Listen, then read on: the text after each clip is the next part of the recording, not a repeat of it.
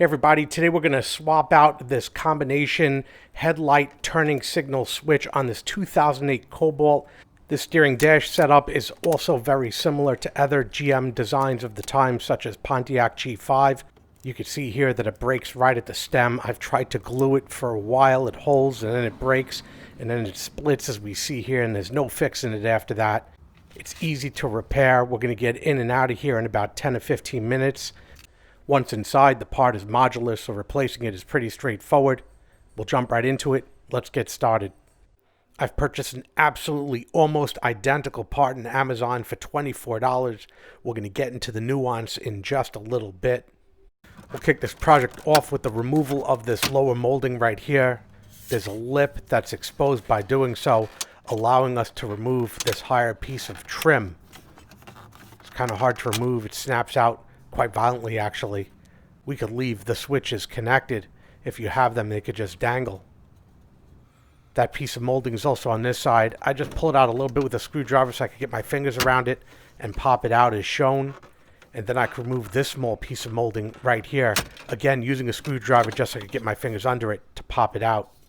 If you're wondering what this radio is, you can click on the link on the top right, installing the cheapest CarPlay radio on Amazon into a 2008 Chevy Cobalt. Depending on where your steering wheel is, this handle could be pulled down to adjust the steering wheel to the all the way down position.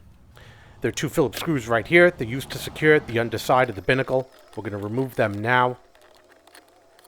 Keep all your parts in order so they go back in the right place on reassembly.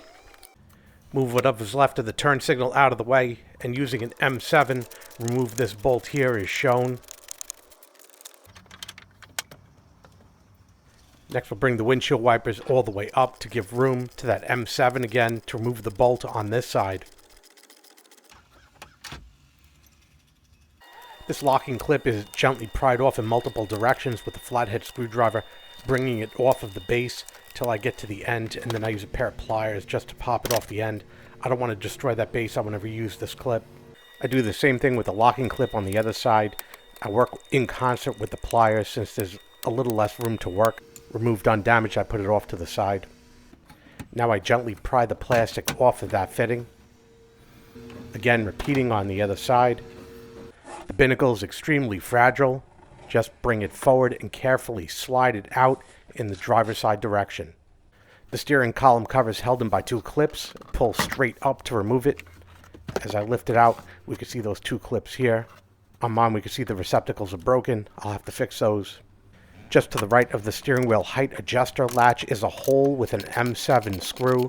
I'm going to use my ratchet to remove that M7 screw from this hole. Deflecting the cover down slightly, we can see the two tabs that hold in the unit. I'm showing them with the screwdriver here. The two tabs are going to have to be pushed in order to release that unit. So this bottom one, I'm going to deflect up with the screwdriver slightly. And while the screwdriver's in there, I'm going to pull out on the unit a bit so it catches.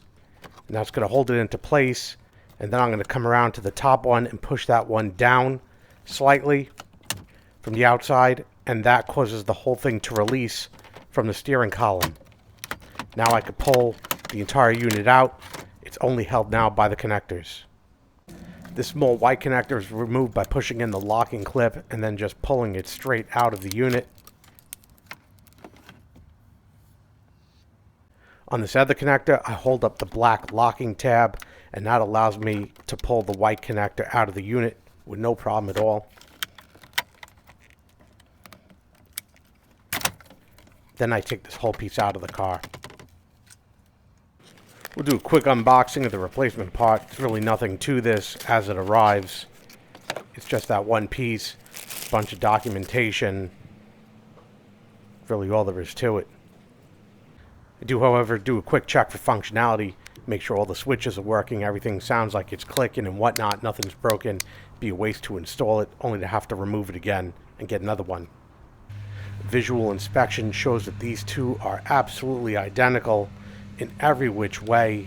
As I turn it on the side, you can see again, everything appears to be identical in form and function, except for one tiny thing that we'll find out in just a moment.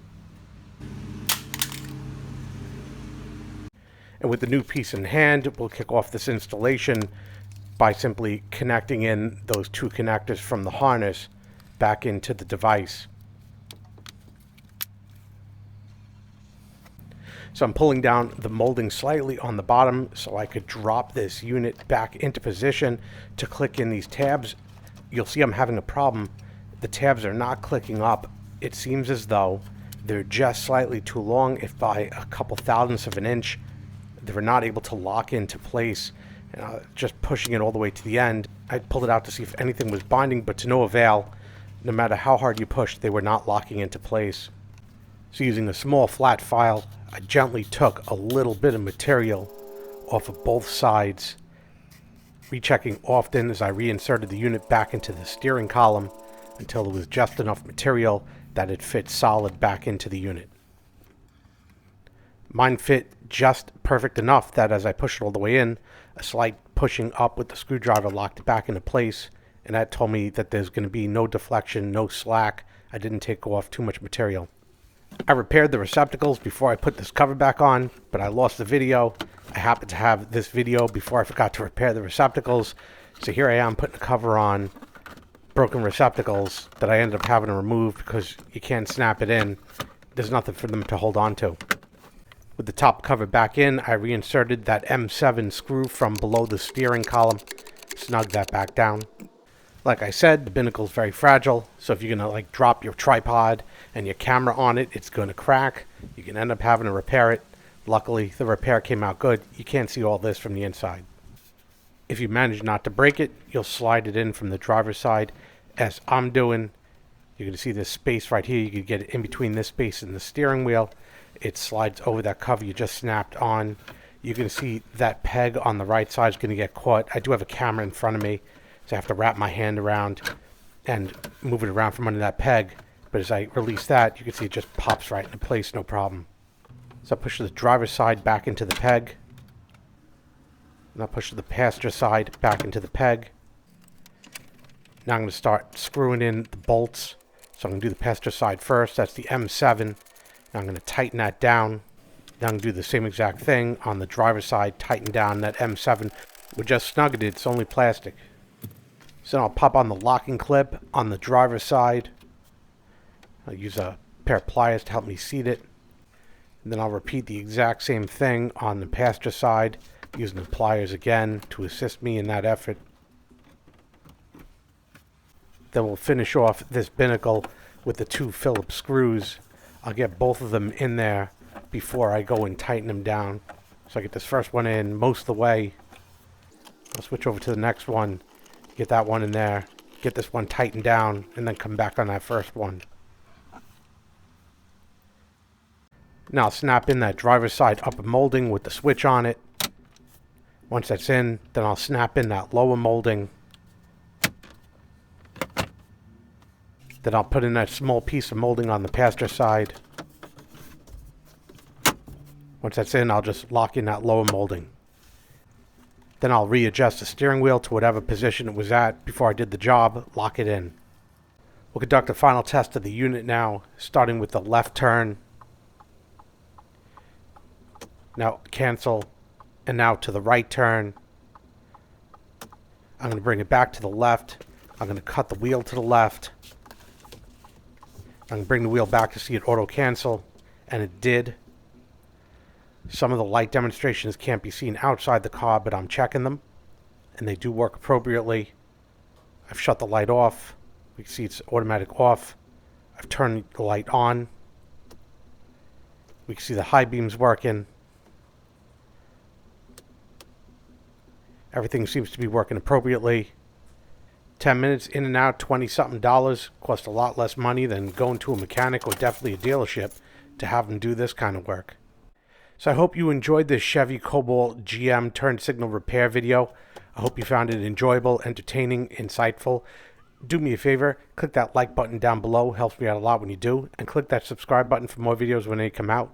Again, I hope you enjoyed this video. Thanks for watching. Thanks for watching. Would you like to reply?